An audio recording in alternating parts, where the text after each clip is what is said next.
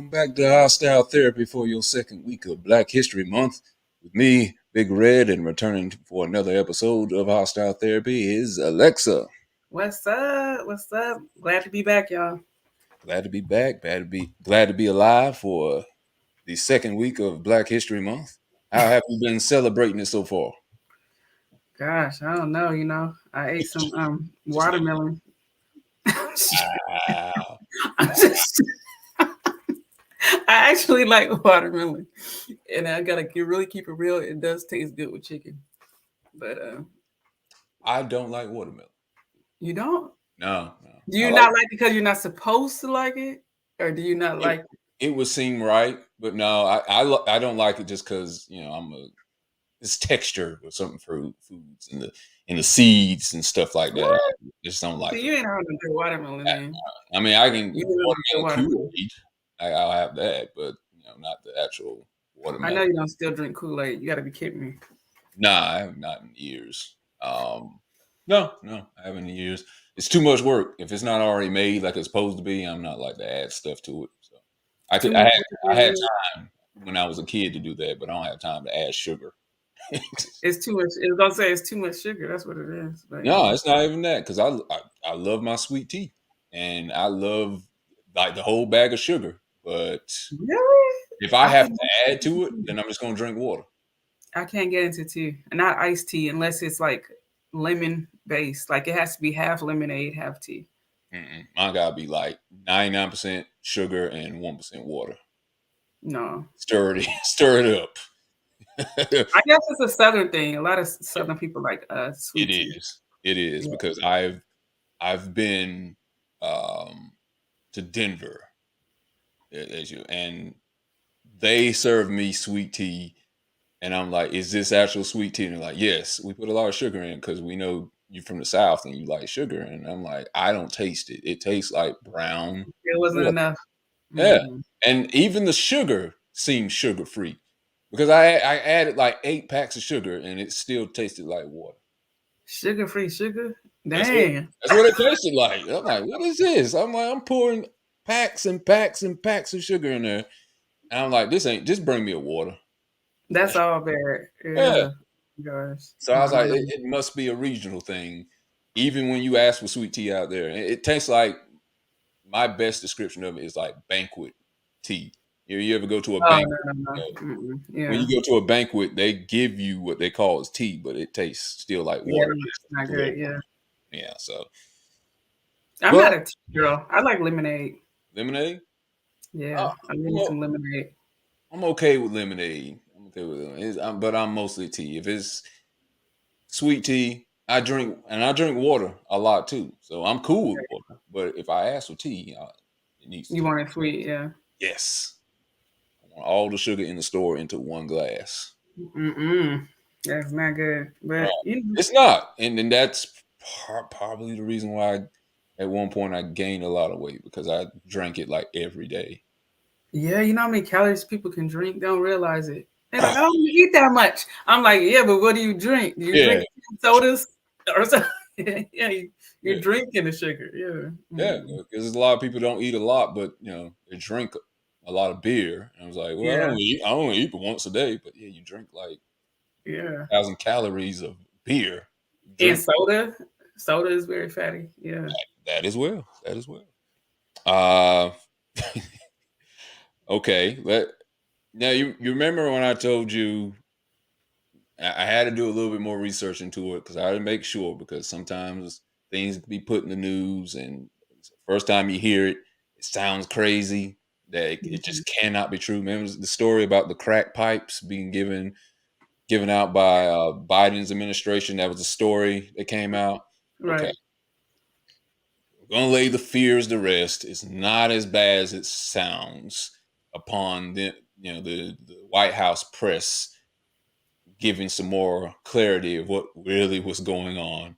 Hmm. I'm gonna play a video for it, but it seems like they're actually not giving out crack pipes. I hope not. Because it's like this cannot be true. And I waited for like 2 days. I kept searching. I'm searching. I'm like, this can't be true. And I saw a lot of news articles that were backing this up. Like, this Hmm. just cannot be this crazy. That they actually giving out crack pipes racial equality on Black History Month. I'm like, this world can't be that crazy. It is, but I Right. don't want to believe it, right? We never want to believe it. You don't. Right. Let's see. Let me show you this press conference that was had at the White House, and they described it a little bit more in detail what's really going on. Some reports that crack pipes are not going to be part of the safe smoking kits that are funded by the administration. But can you clarify for us, were they never a part of the kit, or were they removed in response to this reporting and this pushback? They were never a part of the kit. It was inaccurate reporting, and we wanted to put out information to make that clear. What is in the safe smoking kit? A safe smoking kit may contain alcohol swabs, lip balm, other materials to promote hygiene and reduce the transmission of diseases like HIV and hepatitis. I would note that what we're really talking about here is steps that we're taking as a federal government to address the opioid epidemic, which is killing tens of thousands, if not more, Americans every single day, week, month of the year. We put out this statement, though, because there was inaccurate information out there, or I should say HHS put out this statement because there was inaccurate information out there, and we wanted to provide clarification on the allowable uses for the HHS harm reduction program. It's not a change in policy. This program, though, is focused on harm reduction strategies, including prioritizing the use of fentanyl test strips and clean syringes. And all of these harm reduction services that will be supported by these programs are intended to save lives from an epidemic that we know is devastating to communities across the country.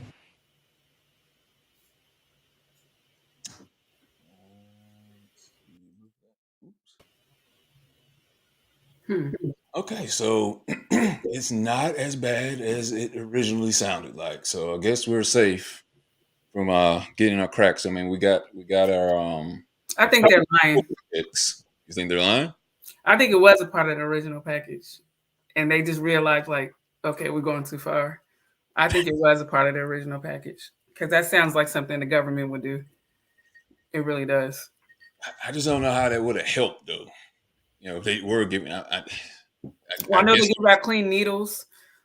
I can Mm, understand that. You know, they give out clean needles in some neighborhoods. So hmm I guess a clean crack pipe. I mean, it's the same. It doesn't even sound. It sounds like an oxymoron. A clean crack. Well, I know what you mean, but it's like a clean crack pipe. At least they're using the clean one. It's almost like those parents are like, well, at least they're smoking crack in my house and not in the streets. You know, right. Like it's gonna kill you any less. right? No, I know. At least he can die in his bed. You know, in the in the race car bed instead of out the streets on a dirty mattress. Yeah, it's sad. It really is. Okay, so didn't it say something about when they bring back a dirty one? Like, what is it? They recycle how many? How many do they have to recycle before I they don't get know. I a don't clean know. one? I know there it was there was a $30 million grant given for this whole system, and then Okay. and I guess it's like there was I don't know what state it was, but I know I've heard it before where you could turn in your gun or something like that, and you would get something in return to get. They were trying to get guns off the street, and I don't know if that's in the poor, poor choice of words in the same vein as what they're trying to do, trying to get crack or crack pipes or dirty syringes or crack off the streets. Period, and it's not just crack they're worried about. They're worried about other opioids, fentanyl, and stuff. Because there's been people been overdosing Yeah. left and Okay. right Right. the last couple years. Fentanyl, not even the last couple years, but fentanyl. People have been Mhm. overdosing on it like crazy. I think people have been mixing that in their crack or any type of other drug. Damn. Now it's an epidemic. It's hitting white people a little bit more than it ever has compared to what it was in the 80s, where it seemed like it was hitting black neighborhoods more. But nobody was really doing anything then besides just putting people in prison. Mm. So instead of doing that, now they're trying to clean it up and trying to get people the help they need. It's something we should have been doing 40 years ago. But I guess better late than never. Yeah, I guess better late than never. It's still like wow. It kind of it puts me in the mind of okay. So you remember those lollipops that have the Indian on it or the Native American? I'm sorry. Yeah, I remember. And if you get one of them, you take it back and get a free one. Right. to the store. I know they don't do it anymore. I think, matter of fact, I think there's like 2 stores in America that still honors it. Everybody else stopped doing it. But the Tootsie Pops, Mm-hmm. it's just weird. It was like, why are y'all trading old needles or crack pipes or whatever, Right. for new ones? Because in a way, you still promoting to use it. Now, yeah, they're addicted. They're going to get it no matter what. But I feel like there has to be, like, I don't know, turn it in for something else. Turn it in for, even if it's just money, but to give an actual another pipe or an actual another needle. Would it be better if they just granted that money to, I don't know, drug counseling, or drug rehab or something? Wouldn't that be better? It would, but the thing is, it's like, do the people want? They have to want to get healthy. So if it's like for instance, if somebody really, really wants to say, "Shit, I'm kicking this habit or whatever," yeah, bring all your old crack stuff or whatever you use, and we'll Cracks. hook you up with, we'll hook you up with, the path. Mm, But just know this: a crackhead gonna smoke crack. Period. They gonna get it no matter what. yeah. But Yeah. I think it would be, I mean, I'm cool with the kids. I would say put the kids in the rehab center with them. Right. Yeah, Right. because yeah, you're right. They're not going to stop smoking it until, They're ready to do it. yeah. But That's I it. but I Yeah. feel like this is not really helping them stop it. It's Yeah, because enabling they got them to be in a fresh, whatever pipe. They got a fresh, it. Stop. they got a fresh So pipe. Like, sour. yeah, don't you want to use something fresh? Just so sour, right? I don't know. I don't know. That's what it is. They got a fresh pipe. They got a fresh. They want to go This is test it out. when I think of a picture of someone who's on drugs, I never think of them as being fresh. So I was like, why they go fresh clothes? I don't think they care about their food being fresh. I'm like, so why would they care about their pipe? I don't know. Maybe that's the one thing they have OCD about. Like, I smoke crack, but come on now, you gotta have at least give me a clean one now. Let's sanitize that shit before I smoke it. Come on now. Believe it or not, some people you would not even know they smoke crack. They're functional, clean crack smokers. Is what you're And saying. I mean, they actually smoke crack. I'm not talking about doing no, Yeah, other pills and lines. And I'm talking about actually smoking crack and like living a day-to-day life. So, right. Well, and I know this is, and it's not just that. I know some of them are in there for, they're giving those kits out for people who do heroin too, and, right, right. and with the syringes and stuff like that. They've got infectious disease kits in there, I guess, to tell if they got any sexual transmitted disease or whatever. So it's a bevy of things that they're giving to them. I am glad if the reports are true that they're not giving crack pipes in there, because that is Right. That's a little too ultimately far. right. I mean, I could see needles, because that's potentially spreading a disease, Hmm. but pipes, this is like, here you go. Here's a new Right. pipe. There you go. Go fill it up. So I don't know. I wouldn't do it. Well, I think it's crazy that they're doing this much, for people who are, overdosing on these type of drugs, but still not legalizing weed. Right. Like, It's what still, is I don't know how many people right? locked up still for weed charges. There's people in jail right now, especially in California, like the West Coast and stuff, when they Hmm. was going hard on that 3 strikes you're out rule. When they Hmm. was going hard on that, there's still people literally in jail for life on weed charges. And I mean, now I'm not talking about moving no weight. I'm Right. talking about like, No you got like you selling in dime bags and 20s, and come on now. You gotta let them people out.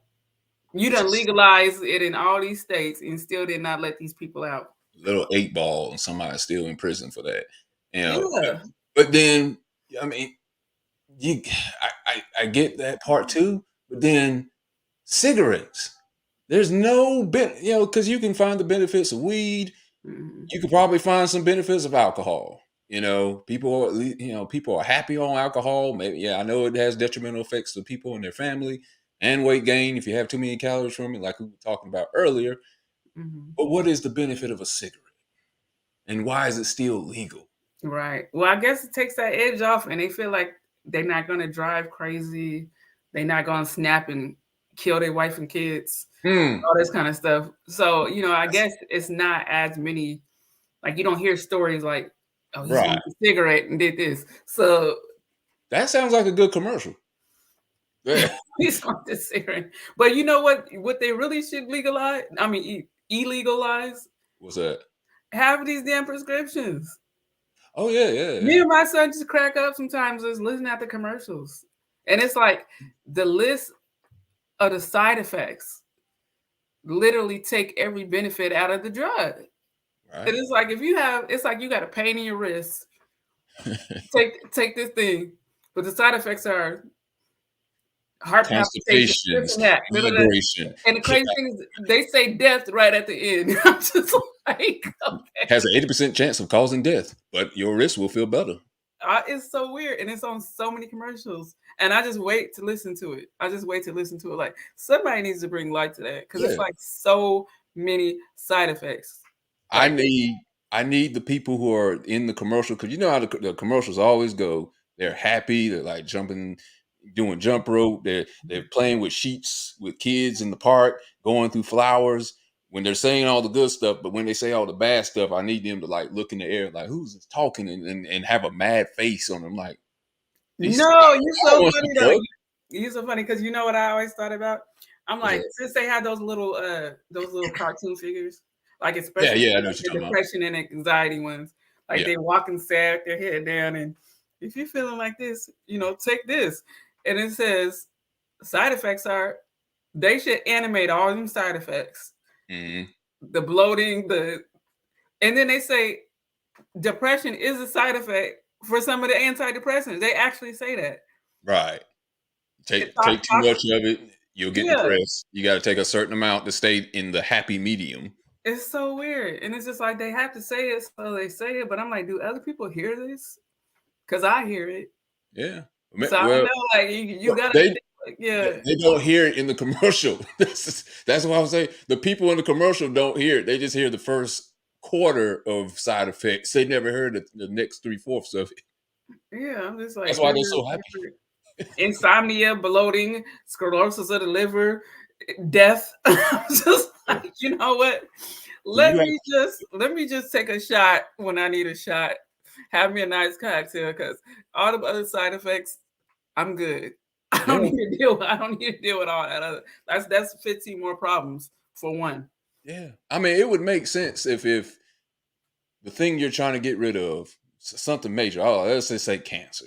Let's say stomach cancer, and the side effects are you may have a headache every 4 months, and you might have some hunger pains. That's it.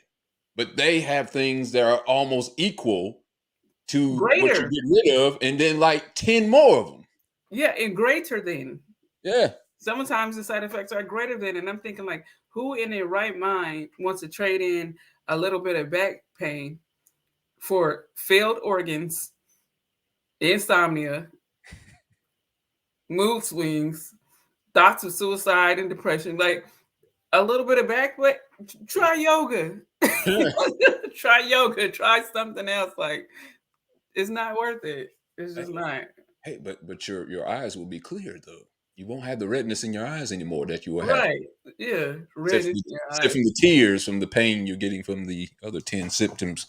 So yeah. But yeah, I hope these kits help out. But if I were to put that money anywhere, $30 million, that is, I would say to rehab center or counseling or something, or I don't know, rehab houses. What about that? Like if you could have a bunch of rehab houses, because there's probably like one every few miles or whatever that people can go and get help to. Maybe build more rehab houses to people to go to. Yeah, or do like, I know it's not off, but it's a little off. But they got the 3D printers now. Yeah. And so they can print houses, like literally print them. And I was like watching it online, and I'm like, this should literally solve every freaking issue. Like this should be homeless shelters. It should be tiny homes. Like if they had a rehab or a halfway type of house, you can do like acres of tiny homes. They literally print them. Right. So you can like, how much 30 million would have did. That would have, that would have like, come on now. They just spending money. They don't know what they're doing. Shit, give me some of that damn money, right? I know what to do with it. They said they already did in 2020. They gave everybody reparations. Please. Everybody, not just black people. They gave everybody reparations. Hell to the none. Give me some of that damn money. I'll get some stuff together now. Okay. Right. Okay, but did you this kind of hurt me a little bit. But speaking of reparation, and this happened to happen in February, or short month. Are you a fan of Joe Rogan? Not a big fan. Not a big fan. You ever watch Fear Factor back in the day with him on it? Yeah. Yeah. Okay. He has a very popular podcast. He makes a lot of money, about 9 figures for his podcast, which is on Spotify, YouTube, and he's been, one of the more outspoken people to how the pandemic has been dealt with, COVID pandemic, and the COVID vaccine and stuff like that. Or at least I wouldn't say he's against it, but he has been offering alternative medicines going against what doctors and the CDC have been touting out there for the last year or so. And it seems like he's been getting drugged through a smear campaign. At first, I want to say wrongfully so. Then seems like people did a little bit of digging into his past on his podcast. So it's not like his past, like he put some tweet up 15 years ago and they found something he said that was crazy. He said a few choice words and sentences and phrases that have gotten him in trouble. Racial things that have gotten him in trouble. The first half, I'm going to play you the first half. First half, I might have could have defended. I tried a little bit. Then the second half, it was like, damn, man, you on your own on this one. I can't defend you on this one. Let me pull it up right quick. It was like, come on, Joe. Come on. Why would you say that? Okay, let me pull it up. Let me go to the share button. Let's see. Where's my share button at? And here we go. Nigger thing. Yeah, saying the word nigger. You've already said nigger. Is just like Stop. nigger. Saying nigger. She's calling you a nigger. It's like this Boy, that he's a nigger, and starts calling them niggers. Word nigger. There should be a word like nigger, especially like the word nigger. That's our nigger. About niggers. He says nigger. Guy, a nigger. And there are niggers. Start saying nigger. Allowed to use the word nigger. Out the word nigger. See nigger. Word nigger. Oh, say my nigger, God. and you couldn't say nigger. And most nigger. says, okay, take me to this one. Okay, now let me tell you why I say I could have defended him a bit. The only reason why I say that is because I listened to some of the old podcasts where this montage of niggas came from. And he wasn't calling someone that, he was describing it like a black person was saying it in a story, and he was saying what they were saying. Or he said at one point like this nigga's crazy. That's a Richard Pryor comedy album. He said the name of the album in this montage. So he wasn't like describing or saying these niggas did this. So I was like, okay, he still shouldn't have said it. I won't absolve him that. He still shouldn't have said it. He should have kept it out of his mouth. But he wasn't calling somebody that. See, but I can slightly defend that. He still shouldn't have said it. But that's the name of the album, though. That's true. He supposed to say the N-word, though. That's the name of the album. You can't name your album something if everybody can't say it. Everybody got to be able to say it. That's the N-word. That's what he's supposed to say. But yeah. So I mean, if it was this crack is crazy, everybody would have said it. Oh yeah, because there's no racial history, I guess, behind that. So I guess he's fine. Behind cracker, yes, there's some racial history behind cracker. If it would have been, I mean, there is, but we're talking about enslaved racial history, so it's a little heavier on on our end than him. But I get what you're saying. But then it's the second part, the second half of that. Yeah. Let's see if I can play it. Hold on, let me get it to play right quick. Yeah, let's hear it. Because now I'm curious. And maybe you can find something. Maybe you might be able to defend it. We'll see. I'm not looking to defend it, but okay. I'm trying to get it to play. Oh, see, now they don't want it to play now. See.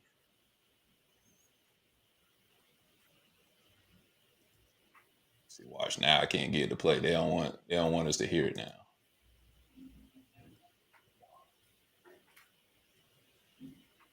Hold on. Give me a sec.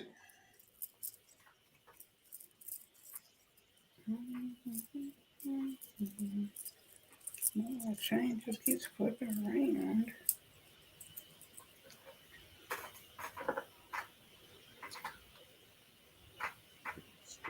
Okay. There we go.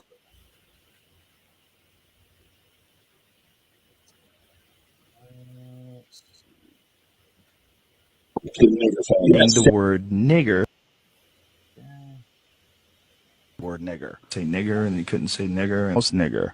Says, okay, take me to this one. And the guy goes, okay. I goes, is that in a good neighborhood? He's like, oh, yeah. Guy barely speaks English. He takes us there. We get out, and we're giggling. Ooh, we're going to see Planet of the Apes. We walk into Planet of the Apes. We walked into Africa, dude. We walked in the door, and there was no white people.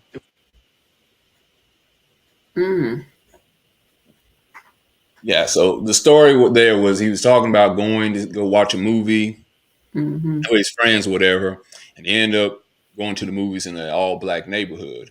And he was like, "Oh man, when we went to go watch Planet of the Apes, we were at Planet of the Apes. Basically, we were in Africa." It's like, damn.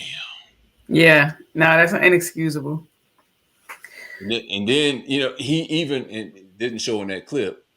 He eventually even said, "Yeah, that probably sounded kind of racist." He even said that out loud after that. I was like, "Ugh." And he made an apology video, and he was like, first he spoke on the N-word montage. He was like, "There's no reason I should have used that word. I thought it was okay." I'm paraphrasing pretty much. I thought it was okay. There's still no reason I should have used it, and I was totally wrong. I'm taking full responsibility. I'm like, okay, maybe, but this one is like, how can you? I don't know how you explain that one away. You can't. He was like, he was just trying. His excuse was basically like, I was just trying to say we were just around a lot of black people. Like, you made it worse. Just hush. You have just say you're sorry, because you can't explain that one away. You can't. It reminds me of that, that part in the movie of Menace to Society. Everybody watched that before, right? Menace to Society, when he was questioning him in that room. Oh, He was like, you fucked up, right? That's what it is. That's what moment that is. Yeah, you fucked up. I gotta get that sound bite. But yeah, you can't come back from that one, buddy. He said, you fucked up, right? You cannot come back from that. There is no coming back. You did it to yourself, bro. You did it to yourself. Well, I mean, you say that. What do you mean by he can't come back? You mean there's no apology that can make me forget that? Or are you saying that that's out there?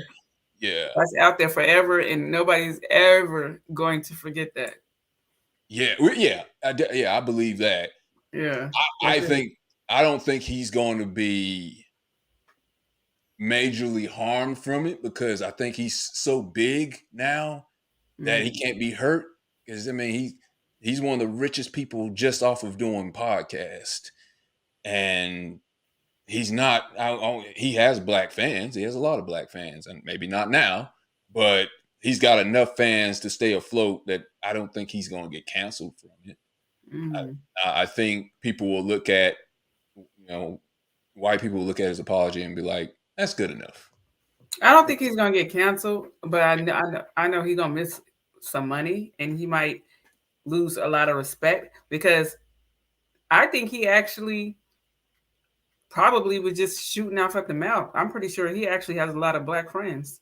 Oh yeah, there's no doubt. I think he So does too, and I think that's another reason why people was like, "Well, he has a lot of black friends," which is usually like an excuse to say I'm not racist when I am.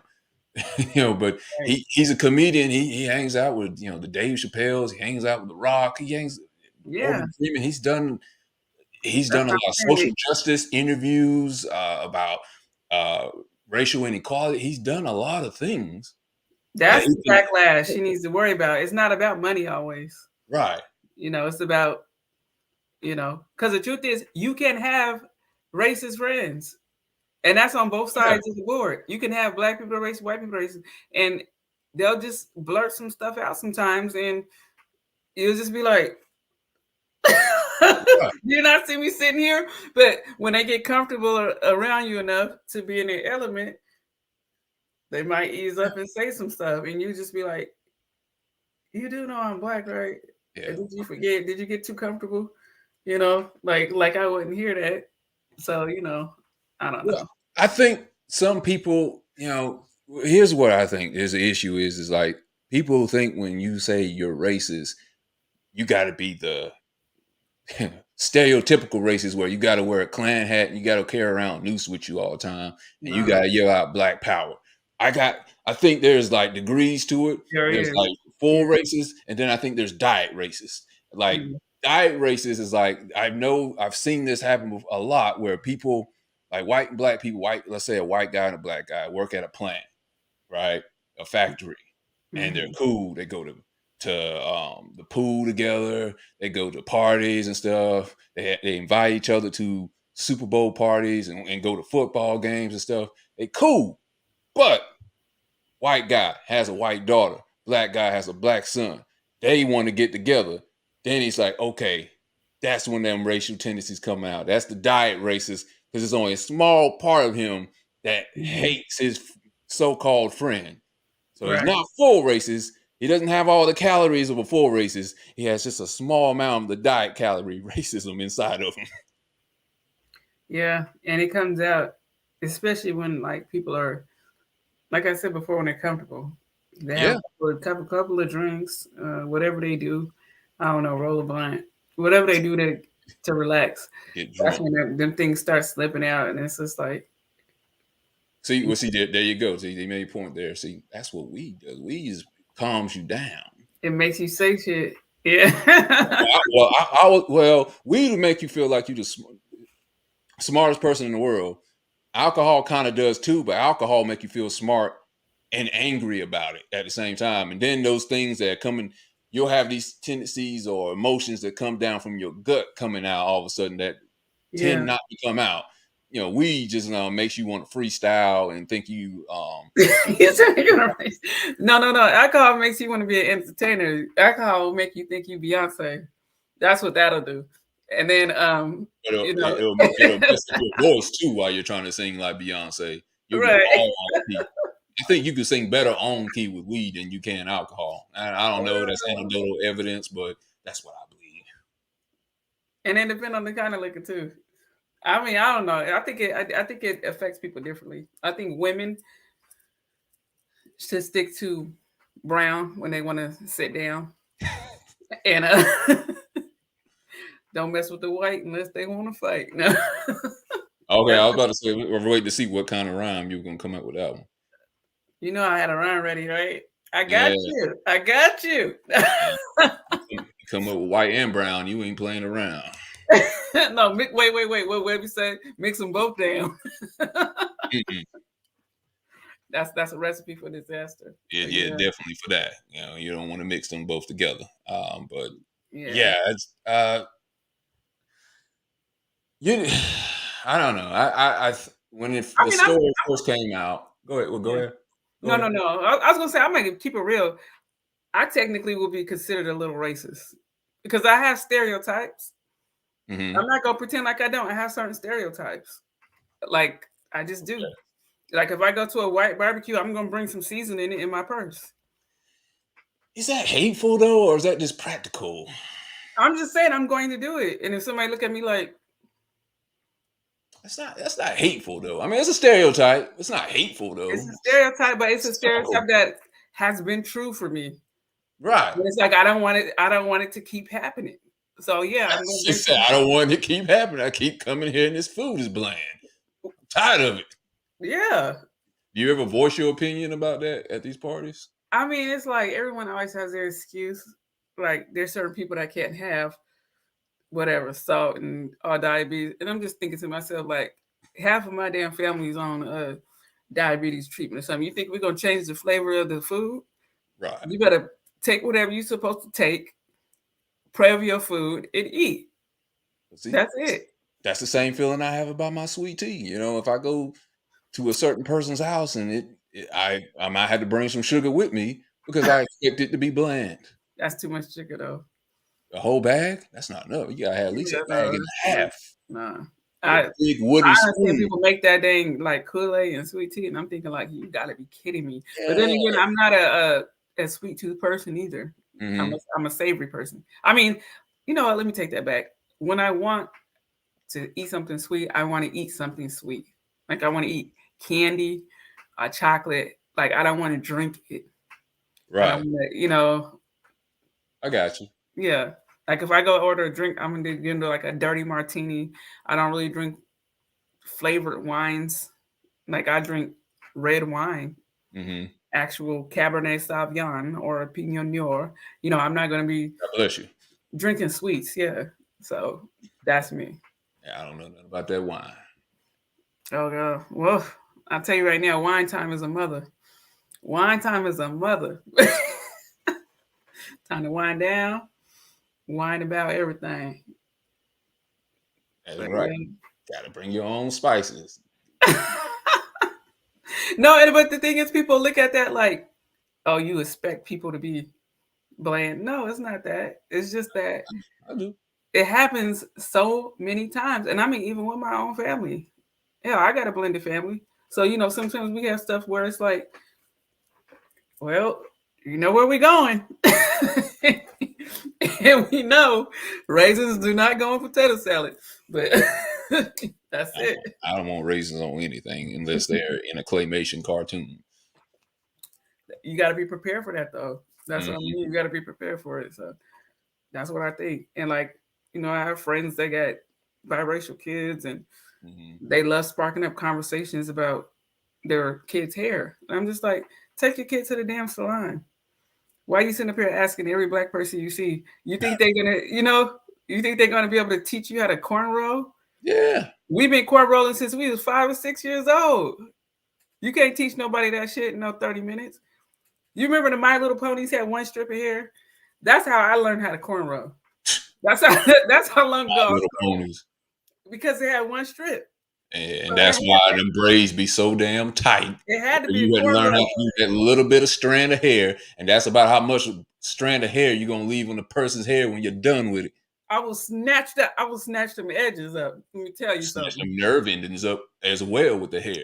No, I don't believe. See, now I will tell you that I don't believe in that. Now I did work in a braiding salon for 2 years before, but Mhm. under the table. But yeah, I work in a braiding salon, and I have mostly kid clients because that's the only person that their parents want to teach, bring me to, because everybody else would make their hair too tight. You ain't got to make their hair tight like that where they got little bumps on the Right. side and they can't sleep and they crying and you got to crush up a dang You got them Advil to kids. put in the orange juice. No, that's too tight. You got That's kids too and tight. adults getting their hair braided, and they making this sound with their mouth sound like sizzling bacon. Damn! Can you loosen up a little bit? Pour some water on that thing. Right. Even I though know I've had my hair braided so tight. Yeah, I had hair one time. But I had my hair braided so tight, I would literally feel on my scalp to see if it was bleeding. because sometimes it do bleed. And that's what I'm just like. You're right, it does. Like, yeah. Some people, little droplets.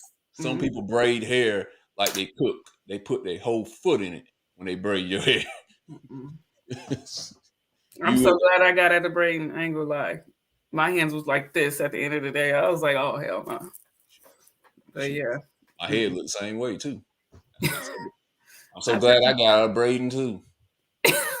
You got out of getting braided. Yeah. I braided my son's hair like by twice. force.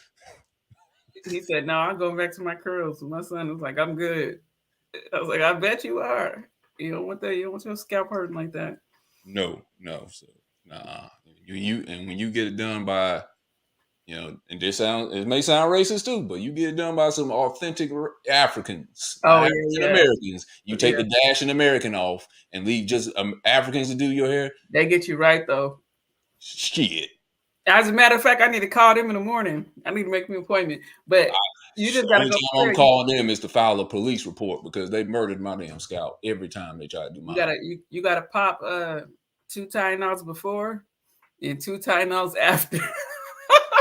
You know what? I'm gonna bring up the other thing you were talking about earlier. Man, we were talking about them drugs and stuff and how they would heal one thing and then give you several other side effects. They should have had that at the African braiding store. Yes, you'll have nice looking braids, but you're gonna have migraine headaches for the rest of your life. You're gonna have a tumor pulled out from your brain. You're gonna have kidney stones. You're gonna have high blood pressure, hypertension, gallstones, kidney stones, any kind of stones gonna come out your body after you get. It's just like 2 days. It's 2 days of you having to pop.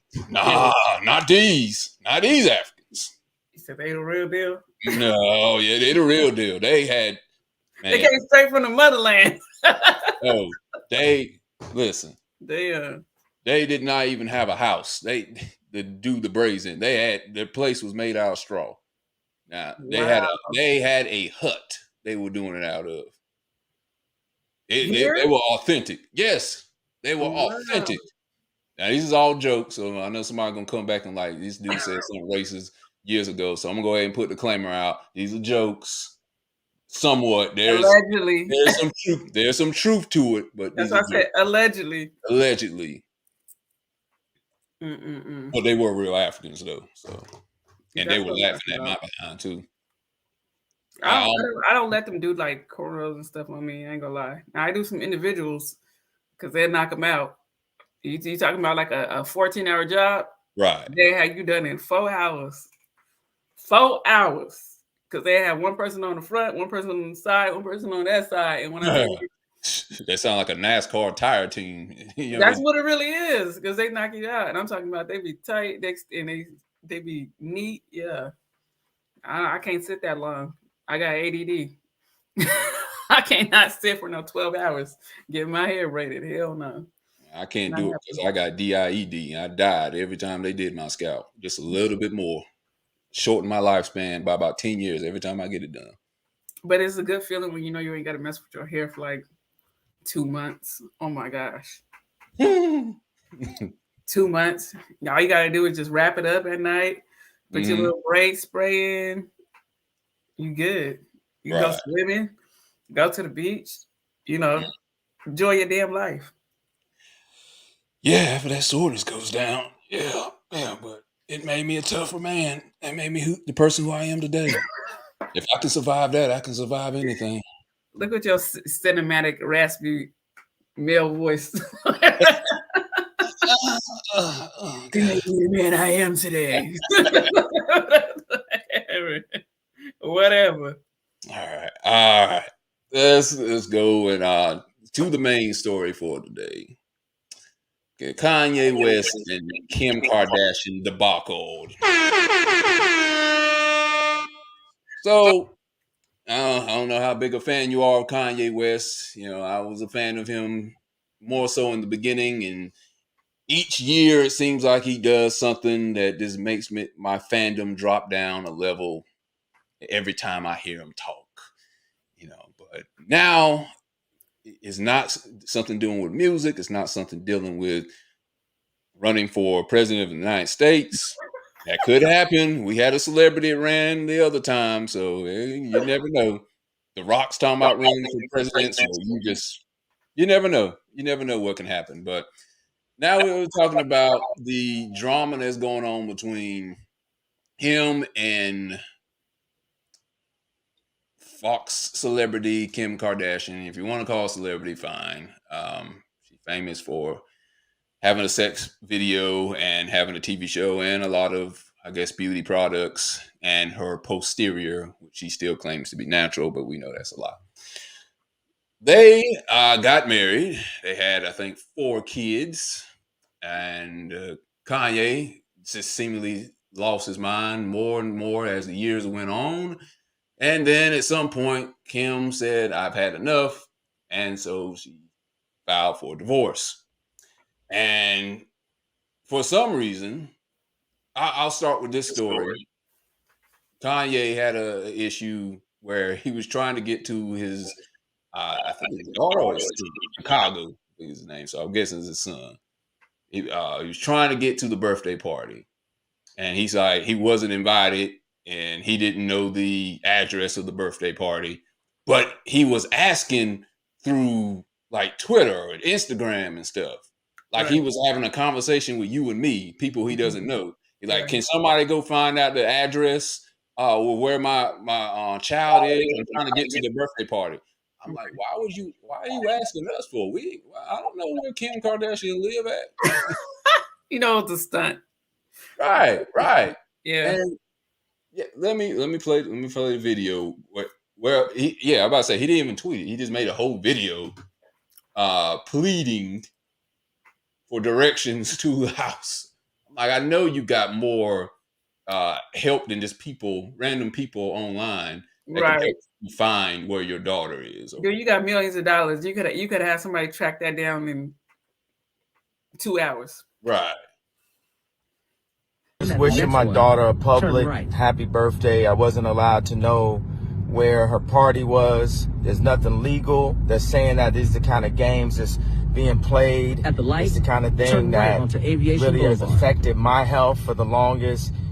And I'm just not playing. I'm taking control of my narrative this year. I'm being the father, the best father, the yay version of a father. And I'm not finna let this happen. In We're half gonna a be in mile, real time. take a slight with right turn this. onto I-405 right here. North. Chicago, happy birthday. I love you. And I'm just putting this online because I need y'all support. I didn't call Kim, text the nannies. I got on the phone with Tristan. He said, he asked Chloe, won't nobody give me the address to my daughter's birthday party right now? And that's going to imprint in her mind that I wasn't there for her.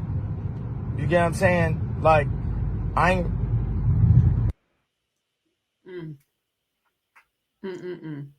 So I'm like, again, why are you asking? We don't know, but I know why he's doing it. Well, I got a theory why he's doing it, and so I'm gonna let you go first, and you tell me what you think about the situation so far. There's more to this drama, but I'll let you go first, and tell me what you think about this. Hold on, let me see if I can put this clock up. You go ahead and tell me what you think about it.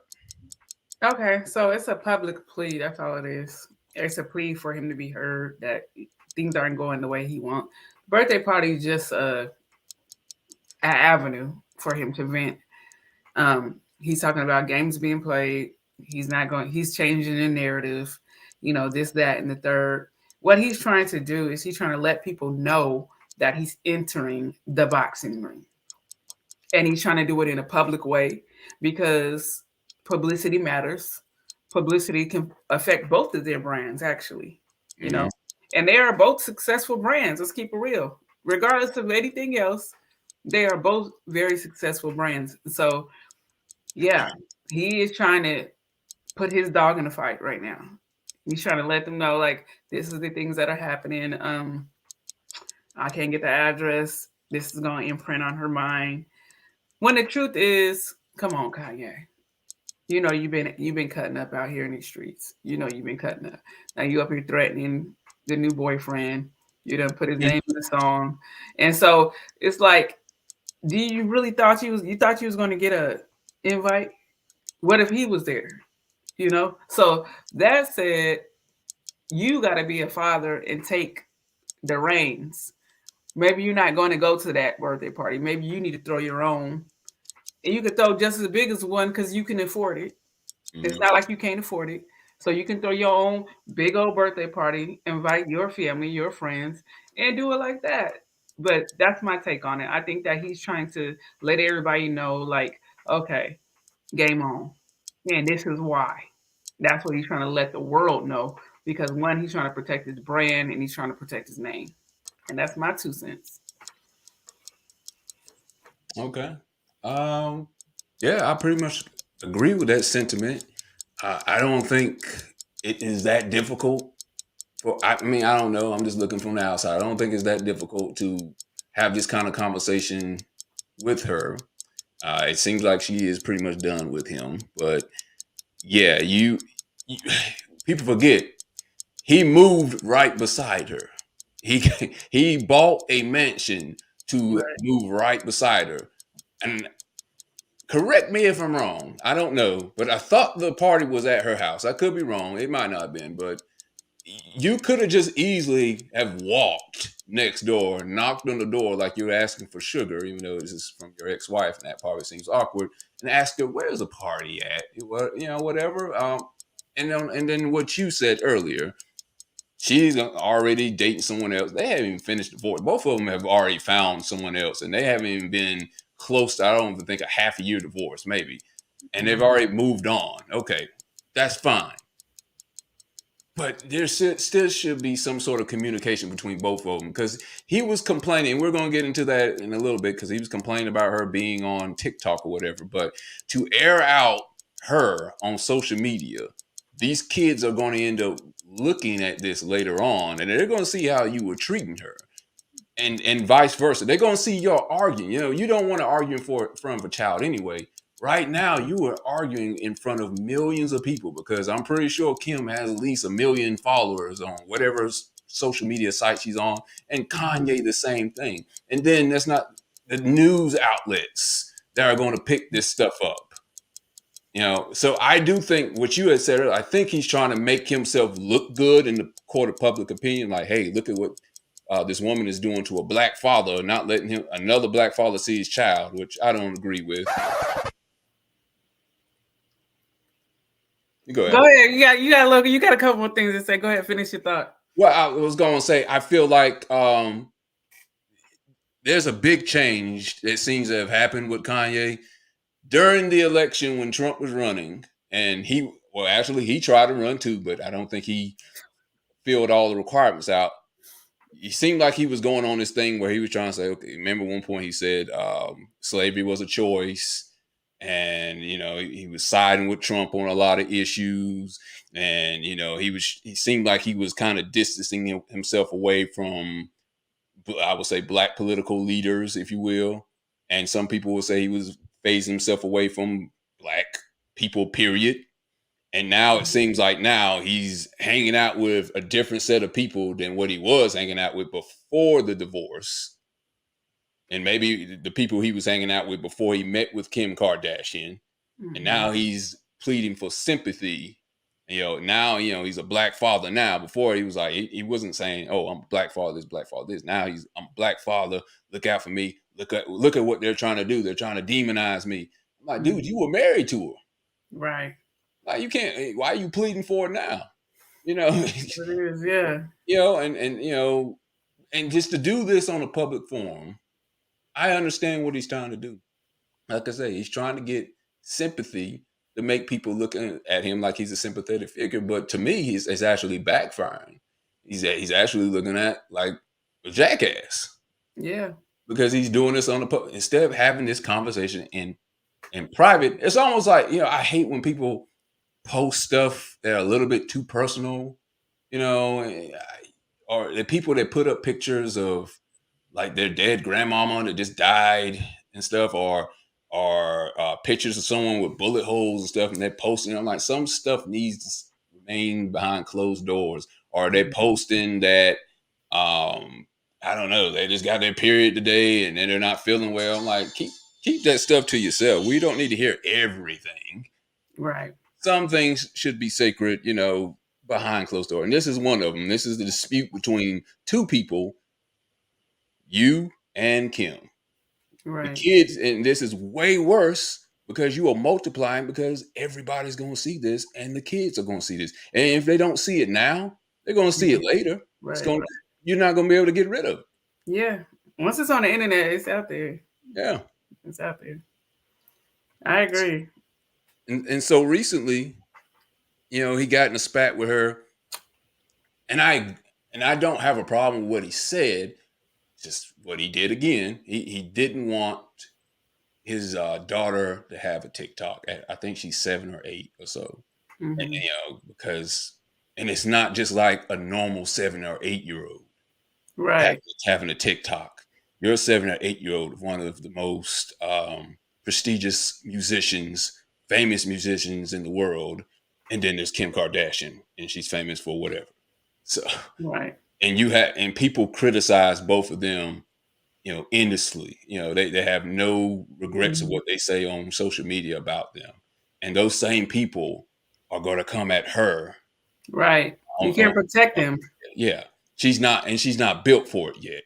That would be my thing. I was like, no, I wouldn't want her to have one either, because, unless you're just going to cut off comments, which I think you can do on certain things, they're going to see that stuff.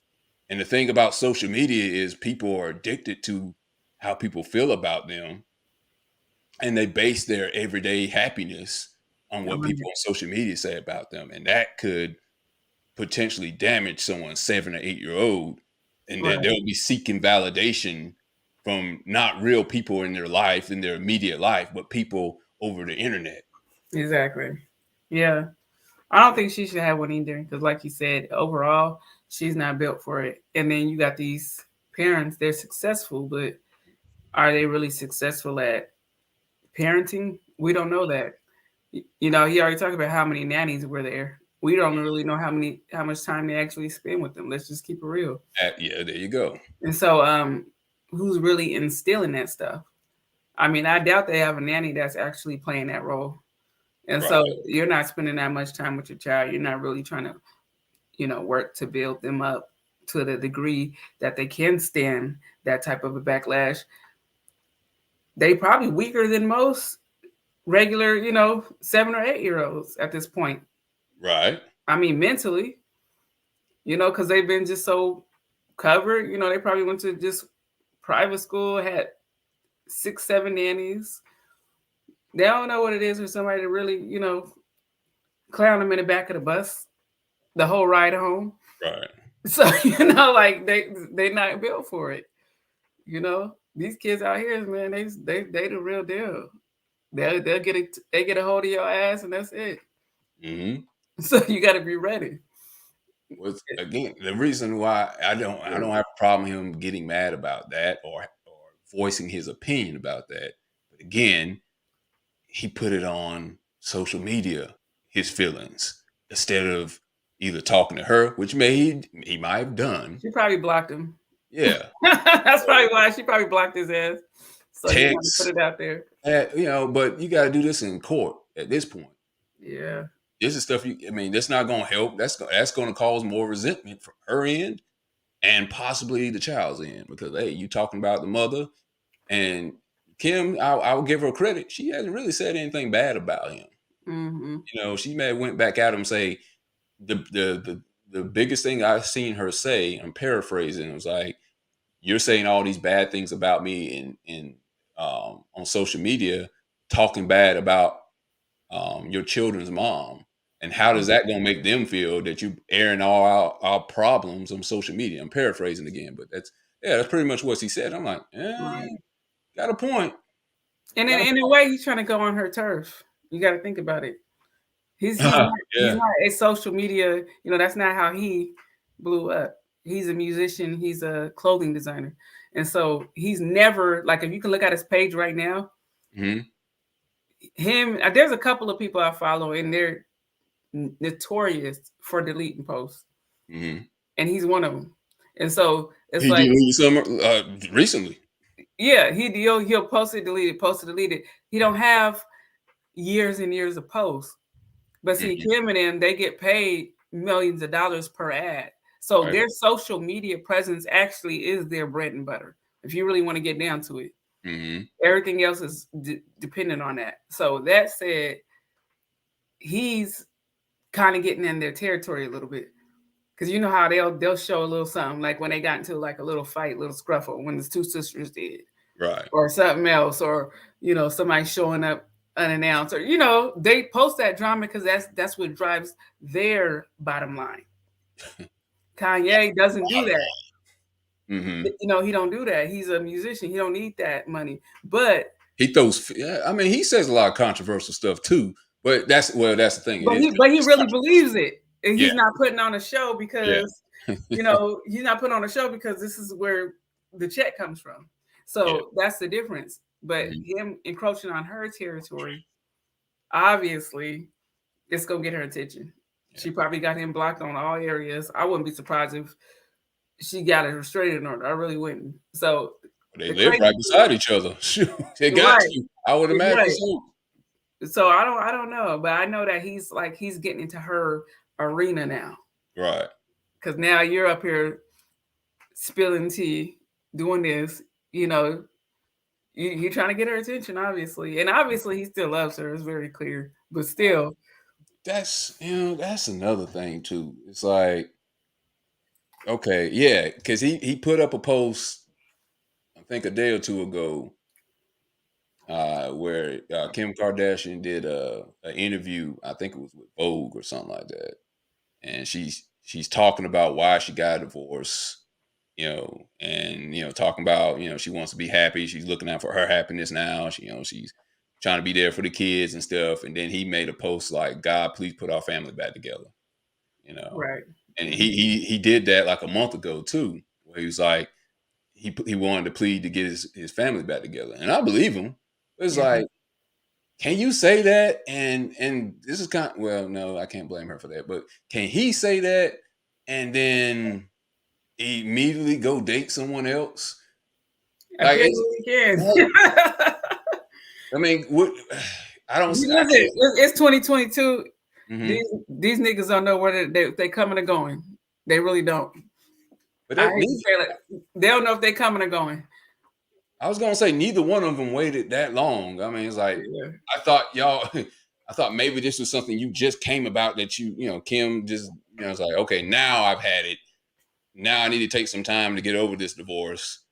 It's like, she's with the dude you mentioned earlier, the comedian from Saturday Night Live that Kanye's been coming at, and he immediately started dating this girl, and they did. It's weird. And I'm thinking like he learned this from Kim Kardashian. Like she would just like have photographers set up. She just happened to be at a beach, and photographers are just taking pictures of her and stuff like that. I'm like, oh, they just happened to be at the beach, and you're done up and in this perfect sun and waves are like just 20 photographers just happen to be there. Right. Happen to be. He did this thing with this new girl he's with, and they have like pictures of them almost making poses in a club, and she's like straddling him, and then they're looking at the camera doing these poses and stuff, and then they're like laying across rugs and stuff with these crazy poses. I'm like, was this a photo shoot? But they really were just in public. And I'm like, so he must have called. It was a photo op. Yeah.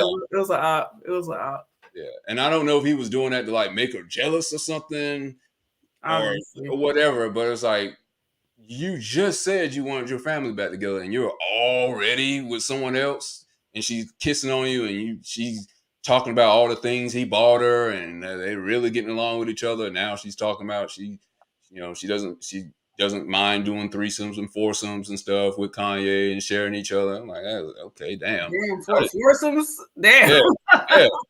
Like, can you at least end the divorce? Can it at least be a year out? I mean, I thought you at least supposed to be trying to make her jealous, and obviously, and it's not working. And she don't give a damn because all her followers is going up. Right. So, she getting what she want out of it. She getting a couple little gifts. He tricking off here and there. Now she got her page up. Mm-hmm. For all we know, she could write a book in a year. My time with Kanye. That's definitely gonna happen. If it's not about Kanye. Yeah, she's gonna give a couple chapters to him. She's gonna write that thing to the wheels fall out. She's gonna squeeze every ounce out of that thing because she knows she's being used. So of course, she's gonna take advantage. Her DMs is full right now. Right. Full of people who probably just hate Kanye, don't even like her. Right. Just trying to prove the point. Yeah, this one post he said, it's on Twitter. I'm reading in a sarcastic tone. Since this is my first divorce, I need to know what I should do about my daughter being put on TikTok against my will. Why are you saying this on Twitter for? Right. Like, dude, you He have wants everyone to access chime to in. Chime. He wants everyone to chime in. That's you right. have access. You're a billionaire. You have access to the best lawyers in the world. That's who you ask these questions of. But like I said, and like you have said, he's trying to get sympathy Yeah. in the court of public opinion. He don't want no damn real help. He wants clout and he wants people on his side when everything go down because basically, let's face it, they're two giants in entertainment. Yeah. They're two giants in the entertainment industry. So he's like, who can I sway on my side? You know, and be against her. That's what he's looking to do. Right. Because you know he can hire a whole team of people that can shut that shit down. I mean, he could hire a hacker to just delete her whole account if he really wanted to. He could delete her whole entire account where she don't even have a TikTok. I mean, if it was that serious. So or have her killed. If it's really that serious. I wouldn't go that far, but I'm just saying, like, you know, just shut it down. He ain't trying to shut it down. He's trying to prove a point. He really wants sympathy, and I mean, I think to a certain degree he wants his family back, but I don't think he's able to sustain a family either. Because I mean, basically, he was cheating the whole time. That's what the story is. So, you know, you can't have your cake and eat it too, and that's what it is. And he's just trying to get in where he fit in. He does. I think he does have a bit of a mental issue that is unresolved. Well, he already said that. Yeah. I mean, he already admitted. Didn't he say they got me on like 12 medications? Yeah. Yeah, he said that a while ago. I know he's not. I guess he claims he's not on none now. But I'm just saying periodically. There you go. Periodically. Yeah. So I remember at one point he's like, man, I'm all messed up. They got me on 12. And I'm thinking like, what the hell they got you on 12 things for? Now, look, I'm not against getting, you know, mental help or whatever you need, you know, a prescription, but 12? Yeah. That's a lot of damn medication. Like, unless you really up here attacking people with forks and licking the wall, like you don't need to be on 12 medications. That's crazy. So well, he attacked people with his tongue, and that's gonna be about as powerful as anything. All the you can just Google or go on YouTube and look at all the sound bites Kanye has over the years, and you will see, something ain't quite right with him. Yes, and that's the thing about someone who does have mental issues. People think you have to be dumb to have mental issues. You can be a genius. You can be smart. You can have a 160 IQ and be crazy. So there's no doubt. I believe he's a genius in some areas, but he also could be crazy in other areas too. Well, many of our so-called geniuses technically were. Yeah. I mean, in history, they were literally considered a genius in this area and a lunatic in this area. So whatever it is that made them swing high, also made them swing low. So in some areas, they're going to be off the chain, you know, just like savants. You have savants that can't hold a social conversation. Yeah. But they can look at a freaking 3-line long equation and just look at it imagely, and not even go through it and give you the answer. And every single time it's right. So, you know, it's just the mind is crazy. I mean, the mind is a. Yeah, you're right. You had it right. Yeah, it's a wonderful. Sounds crazy. Well, I mean, I'm just saying because you know you just never know. And I'm gonna just be real open and transparent. Even with myself, I'm very creative, and a lot of people will tell me like, "Oh, you're creative. You could just come up with something." But it's sometimes I'm just like, I don't want to do the simplest things. So you know, your mind will just switch on you like that. It happens.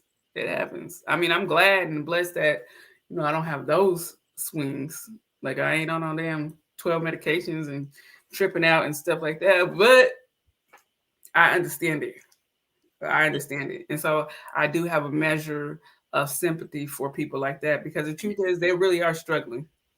Well, see, did you bring that up? See, he's less likely to get help because he has millions of enablers. They'll say, well, he makes great music. He Yeah. makes, I don't know who likes the shoes, but somebody likes them. People are buying them. He became, Somebody, because it show ain't me. yeah, he's That made a nigga been lot of money tripping. off them shoes. He been tripping lately. Yeah. I'm sorry, with them shoes, boy, you Listen, know, they sit buying them up. They are buying them up. So I can't say nothing, but they'll count that and because he's a billionaire, he makes a lot of money, and they're like, well, he can't be that crazy if he made that much money. And like, well, right, he right. can't. And people will forgive things he's doing like now, but if he was poor and he was Mhm. doing those same things or saying outlandish stuff like that, they would call him crazy and saying you need to go Kick him get to the help. curve. They'll kick him right to the curve. Right. I mean, look at Rockefeller. This is what people don't know. The Rockefeller, oh yeah, he's just such a rich man, whatever. Do you know they had to actually renovate that floor of the damn hotel he stayed in? Mm-hmm. That's how bad he smelled. They had to renovate the floor, not the room, Mm-hmm. the floor. Mm-hmm. Now, what kind of mental issues did you have to where you would let yourself stink that bad and just be filthy? And whatever he was doing, eating, crapping, I don't know. They just said, like, I mean, I ain't gonna get into the detail, but they said it was so disgusting. They had to like rip up carpet, everything. Because I think he lived there for like a year or two. That could have been just the mindset that a lot of them have nowadays, where they think they don't have to take a bath for a few days or so. I'm like, oh no, unless I actually see visible dirt, I don't need to take a bath. No, it's not no few days. They're not gonna they're not gonna renovate a whole floor from somebody not taking a bath for a few days. Maybe they were rubbing their cheeks on the floor like dogs. Listen, I don't know what they did, but I know that how many people look up to him. And Uh-huh. it's okay, look up to him, you know, because whatever. But you got to realize you need to take a good look at everything. Mm-hmm. Everything ain't what it seems. And I'm telling you from my experience too, just working on a cruise ship, like, you know, we had some guests. I could tell who was new money and who was old money. I knew Mm-hmm. right away. Also, I knew right away because the new money people, they want shit like strawberry juice, glacier water, and you know, crap that you know damn well you don't use at home. right. You know, and it's just, you know, you're over the top, like knowing dang well you didn't use the towel that was in there, but you noticed the towels wasn't changed. Right. Now you want to say, my towels weren't changed. You didn't use the last one, bitch. but you know, it's like, you know, what the hell? So, you know, you can tell that's new money. Old money, sometimes they don't want to be bothered. And and to me, it's worse. Mm-hmm. Because when I was a housekeeper, my first year, I was a housekeeper. You get into them damn rooms, especially like after a long, like a 10-day tour or something. We take a 10-day tour, and these people didn't want you to in the room the whole 10 days. And I know it's filthy in there. So I'm just thinking like, damn, turnover day is going to be hell. Well, Because turn over that mattress. we call it turnover day. That means when you get everything, when everybody leave the boat, you got to turn the whole boat over.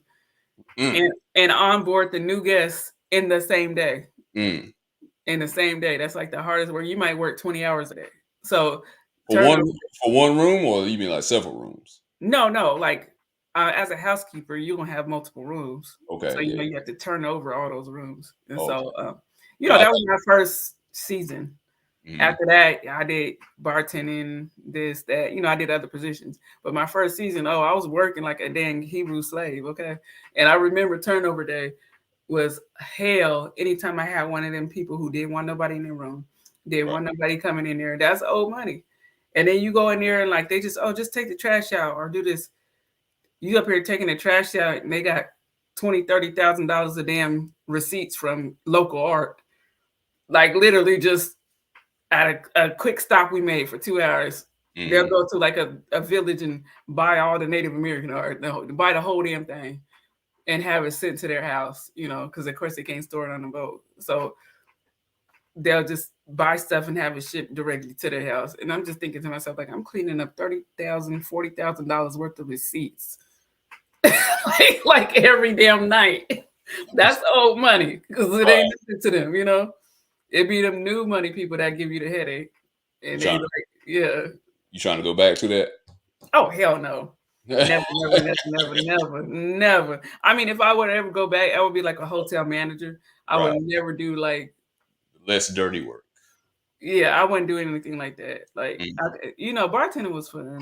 I was a wine steward. I was a tea steward. Like, once you do a season, it's like you get your stripes.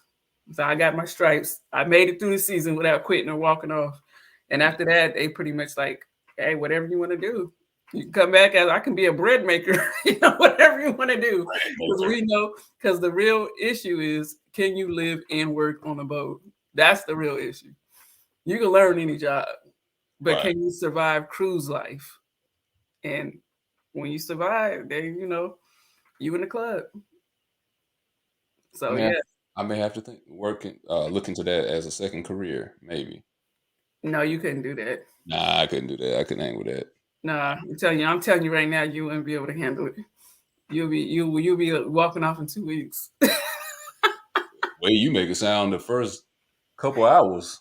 Yeah, as you make it sound like it is. No, it's let me tell you, it got its highs and lows. I did my tours in different areas. I love Alaska. I love the way it looks. I love the nature. I mean, it is something to wake up next to icebergs. You're not gonna get that nowhere else. You're waking up right next to crystal blue icebergs and glaciers, and you see animals, and it's like you literally like right there. So there's no, you can't replace that. You see the sunsets and all the whales just jumping out the damn water. You don't get that nowhere else. But you work your ass off though. I just see iceberg on Titanic, and that's about it for me. That's what everybody thinks. Titanic. I'm just like, that's what everybody thinks when you say iceberg. That's the only one I've seen. That rarely happens. That wasn't even real. Yeah, I know. Just like plane, accidents, it rarely happens, but it makes a huge impact on you when it does. When you see my gosh. You want a not so funny, horrible story? Back in the MySpace days, I kept all my pictures that I took on MySpace. And I ain't gonna call no. Well, no, yeah, I'm gonna call some damn. I'm not gonna call names. But I'm gonna say who it was. I'm gonna damn it, fucking share names. It was my crazy ass ex-husband. He literally deleted my MySpace. Now MySpace had no backups. When it was deleted, it's deleted. Right. I had 2.5 seasons of pictures on MySpace, and I'm talking about like these pictures were so good. I could have showed them to. I probably could have sold them to National Geographic. I mean, close-ups to icebergs, close-ups to whales, bears, all kind of walruses, dolphins, all of that stuff. And I mean, even some footage. The icebergs were so freaking pure and like blue. Like you wouldn't even think nobody would even believe I took those pictures. Right. That's how good they was. And they got deleted in one damn swipe. One swipe. Nice. One swipe, because a cheating ass nigga got mad because I replied to a message. All I did was reply to one message. I'm trying to see how that he deleted all the pictures because no, deleted the MySpace period. Oh, the MySpace. Oh, okay, gotcha. So the pictures was gone because I replied to one message, like literally, like, "How you doing?" Mm-hmm. This is after somebody gets caught. Like actually, you should be asking people how they doing. Exactly. No, I'm just saying, know how people are doing. Come on. This is crazy. Like, you actually get caught cheating, and then you lose your shit just because I replied to a message. Yeah. like literally replied, like not even no back and forth. And it's the pictures. That's what got me. It's like my pictures are gone forever. I was so. You might as well have had a baby by another guy by saying, "How you doing? How you doing? How you doing?" We know what that means. You're pregnant, ain't you? It's just like now I think about it, and I'm just like, those pictures were so good, and it's like they were quality. I took my time. They were over seasons. I mean, I could have, like I said, I could have sold them to like National Geographic. They were really, really good pictures. And they were gone in one freaking click. Because the camera I had, I don't know what the hell happened to it. The camera was gone. So, it's like there was no way I can get those pictures. Right. That was one of my like hardest freaking losses. That was one of my hardest losses. Like all them dang pictures from, I'm talking about my first cruise and my first hike with the crew. We, hiked up to the hot springs and. You just don't have it on. You didn't have it on the camera no more. Well, okay, yeah. You don't have it on camera no more. No, the camera. I don't know what happened to the camera. Something happened to the camera along the way, but I still had them on MySpace. I should have thought to figure out a way to back it up. I was about to say, damn, MySpace was so long ago. Mm-hmm. Probably had camera film, but nah, you had digital by that point. It seemed like MySpace was so that long ago. It still exists. It was long ago. But I just remember like all my freaking memories. That's what I was like, you know what? It's all good. I still think about that shit. Like, you just can't think about it. You can't think about it because I get pissed off to this day. Yeah, but yeah, Alaska is beautiful, and I always tell people the seasons I worked there, they were my best cruising seasons. And a lot of families, they cruise everywhere else, and then they like, damn, we don't know where to go. We already did everything. They go to Alaska last, and when they go to Alaska, they're always like, damn, we should have came here first. Mm-hmm. That's what they always say. We went to everywhere. We went to Caribbean, Egypt, South America, and we saved Alaska because we just said we have never been here. We checked everything off. To go to Alaska, that's their best damn cruise. Right. Yeah. Well, yeah. You make me not want to go now. you make me not want to go on a cruise. Period. Now. No. You definitely should go on a cruise. I'm just saying I don't know if you work there. Now, of course, you want to travel. Well, yeah. I'm saying with some of the people that have been on there, I hope the rooms are thoroughly clean. Everybody don't clean the same. So no, they trust me, they're gonna be clean. I don't know about like them big lines, Holland America and all them. Mm-hmm. That's like I never worked for them. I only worked for smaller lines, but cruises for them they started like 1,500, 2,000. I didn't even know there was cruises that cheap. Mm-hmm. I had no idea there was cruises that cheap. Because the company I started with, our cruises started at like 7,000 per person. So they got to do whatever the hell they wanted. You know that. They ate good. They went where they wanted. They did whatever they wanted. Mm-hmm. It wasn't no little party cruise. Now the party cruise is for party people. You have fun and whatever. I'm just trying to go to sleep. That's it. So then you might like Alaska then. But yeah, Alaska, I want to take my son there. Let me phrase that. I'm going to take my son there. I gotta change my thinking. But yeah, I'm gonna take my son. I want him to see all my favorite stops, all my favorite shops, everything.